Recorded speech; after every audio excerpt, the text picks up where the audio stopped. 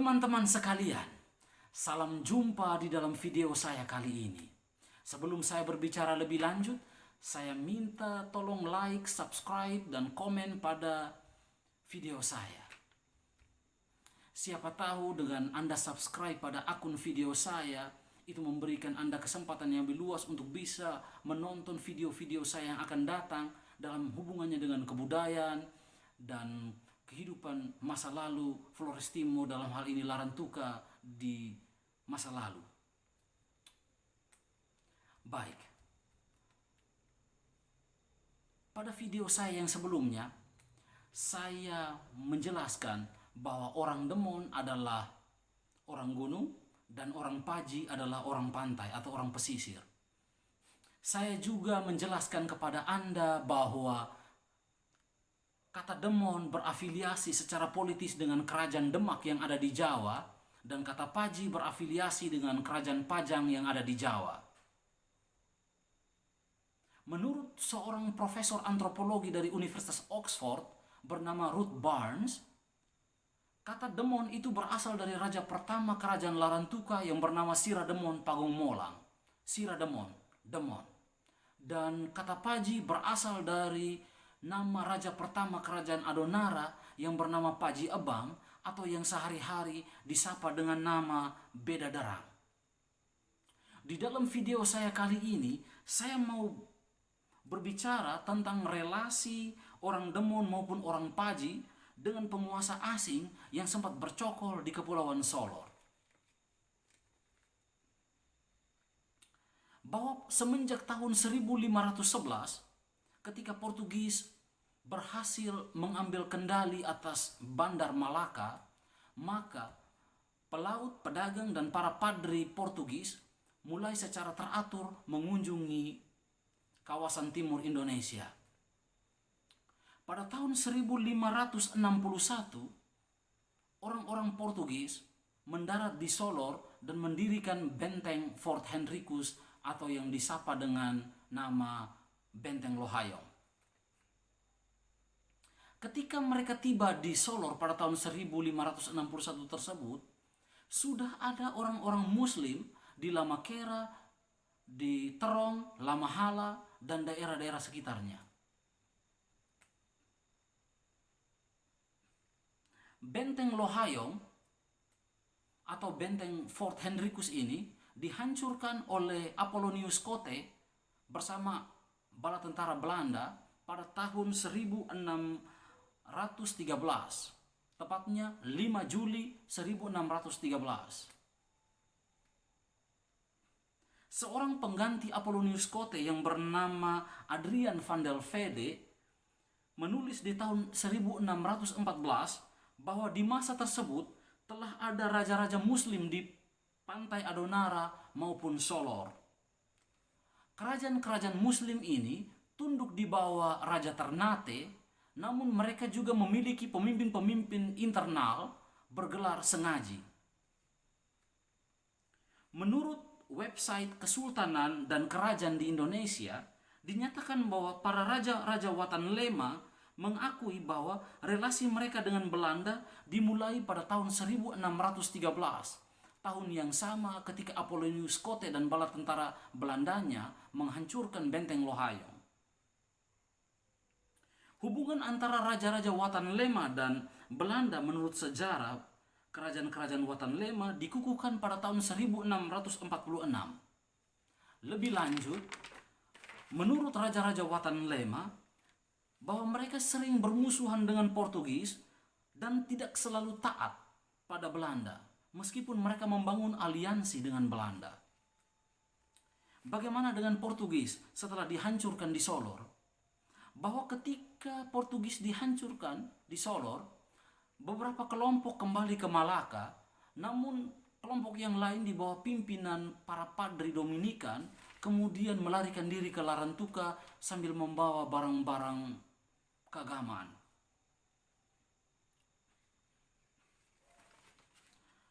Belanda setelah merasa enak dengan bercokolnya dia di Pulau Solor, kemudian dia memberikan ancaman kepada Larantuka yang kemudian muncul secara nyata pada tanggal 16 Mei 1621 ketika armadanya menghantam Larantuka, namun kemudian serangan ini mendapat balasan tembakan meriam dari darat yang kemudian menggagalkan serangan Belanda tersebut. Jadi Belanda pernah menyerang Larantuka pada tahun 1621. Namun serangan itu gagal karena dia mendapat balasan serangan meriam dari darat.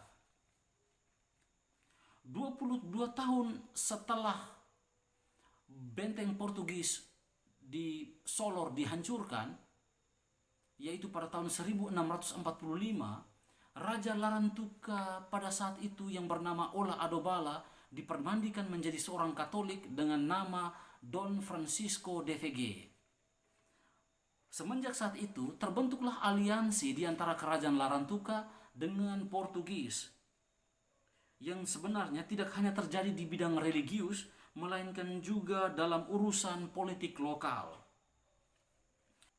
Menariknya bahwa meskipun kerajaan Larantuka beraliansi dengan Portugis, namun Larantuka tidak menjadi jajahan Portugis. Walaupun bendera Portugis tetap berkibar di Larantuka. Puncaknya pada tahun 1679, Larantuka ditembak dari laut namun dapat diatasi. Larantuka diserang oleh bangsa Portugis dari laut namun dapat diatasi. Justru kapal-kapal Portugis yang bernama San Antonio dan San Pedro dapat ditembak. Dan kemudian sisa-sisa pasukan Portugis yang selamat melarikan diri ke Livau, Timur-Timur, dan di sana mereka mendirikan pusat keagamaan dan pusat pemerintahan yang baru. Waktu kemudian berlalu, dan oleh karena perjanjian Lisbon di antara Portugis dan Belanda pada tahun 1859, maka wilayah Demon maupun Paji yang ada di Kepulauan Solor beralih ke tangan Belanda. Namun, hal yang tetap sama adalah situasi keagamaan, bahwa orang-orang di Larantuka tetap memeluk agama Katolik dan orang-orang warga kerajaan Watanlema tetap menjadi Muslim. Yang berbeda adalah bahwa bentuk pengakuan dan perhatian yang diberikan oleh Belanda kepada 6 kerajaan yang ada di Kepulauan Solor. Kerajaan Larantuka bersama Raja Watanlema yang berbeda.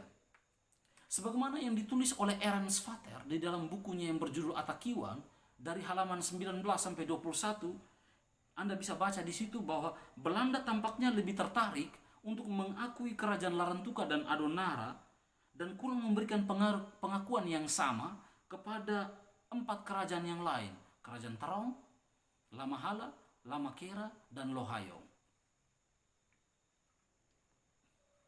Hal ini mungkin berhubungan dengan luas wilayah 4 kerajaan yang tergolong kecil. Dan hal itu mungkin saja mempengaruhi besaran jumlah pendapatan dari pajak belasten yang bakal diperoleh Belanda dari wilayah-wilayah tersebut. Dalam nada yang agak diplomatis, administrator Belanda pada waktu itu yang bernama Segeler menjelaskan bahwa dengan luas wilayah kerajaan yang kecil, maka pemerintah Belanda tidak sanggup membayar tunjangan raja kepada raja-raja kecil di Indonesia yang jumlahnya banyak. Menurut Ernst Vater, Raja Larantuka dan Adonara menerima tunjangan raja sebesar 300 gulden sebulan, setiap bulannya, sedangkan 4 raja yang lain menerima 10-20 gulden setiap bulan. Demikianlah hal ini tetap berlangsung semenjak dari tahun 1859 hingga senjakala kekuasaan Belanda di Indonesia sekitar awal tahun 1940-an. Pada tahun 1962, pemerintah Indonesia menghapus eksistensi politik 6 kerajaan di Kepulauan Solor, termasuk 2 kerajaan besar, yaitu Kerajaan Larantuka dan Kerajaan Adonara dan memulai babak baru sebuah kehidupan republik yang penuh dengan kesetaraan. Dan dengan demikian kisah-kisah Raja Demon dan Raja Paji itu berakhir. Yang tersisa adalah kenangan akan eksistensi daripada kerajaan-kerajaan ini yang mungkin bisa kita jadikan sebagai bahan pembelajaran untuk hari ini dan masa-masa yang akan datang.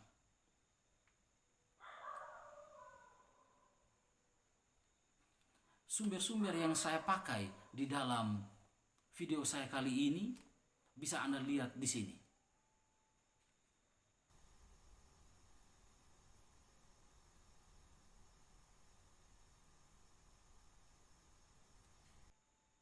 Demikianlah paparan saya di dalam video ini tentang relasi yang dibangun oleh kaum Paji dan kaum Demon terhadap para penguasa asing yang sempat bercokol di Kepulauan Solor. Jika Anda tertarik dengan video saya ini, sekali lagi jangan lupa untuk subscribe pada akun video saya ini. Siapa tahu konten-konten yang akan datang bisa Anda nikmati dengan lebih mudah. Sekian, sampai jumpa.